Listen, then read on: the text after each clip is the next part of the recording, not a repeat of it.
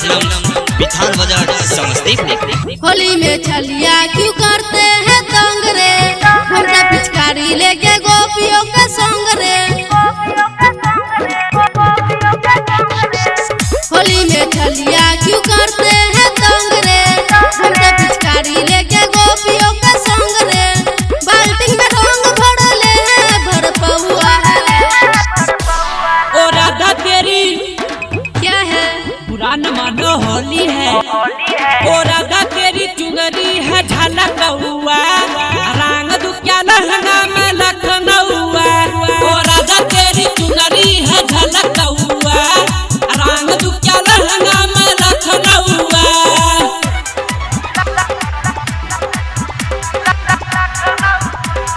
PSP मनोरंजन film Bithan बाजार समस्तीपुर।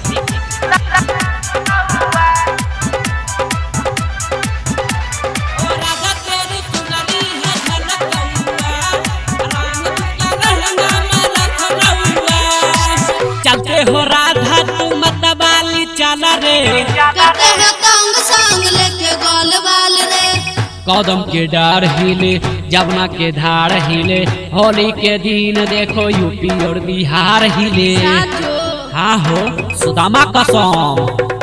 चलते हो राधा तू मतवाली चल रे, करते हैं तंग संग लेके गोल बाल रे। लगता है पीके आए इंग्लिश के बउआ है। ओ राधा तेरी क्या है बुरा न मानो होली है। ओ राधा तेरी चुनरी है झलक हुआ, रंग दुखिया लहंगा में लखनऊआ।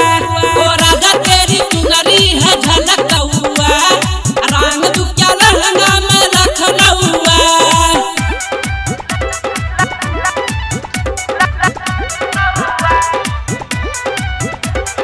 डीजे अंगराज बाबू, बिथान बाजार समस्तीपुर। आज क्यों न आई सहेली तेरे संग में, मुझको भिगाया पिचकारी के रंग में। काहे परेशान करती काहे हैरान करती, होली के दिन क्यों ना हम पर ध्यान धरती। आज क्यों न आई सहेली तेरे संग में, मुझको भिगाया पिचकारी के रंग में। बाल्टी में रंग भर ले भर पहुआ है। ओ राधा तेरी क्या है बुरा न मानो होली है। ओ राधा तेरी चुनरी है झलक हुआ, रंग दुखिया लहंगा में लखनऊआ। ओ राधा तेरी चुनरी है झलक हुआ, रंग दुखिया लहंगा में लखनऊआ। पीएसपी मनोरंजन फिल्म बिथान बाजार समस्तीपुर।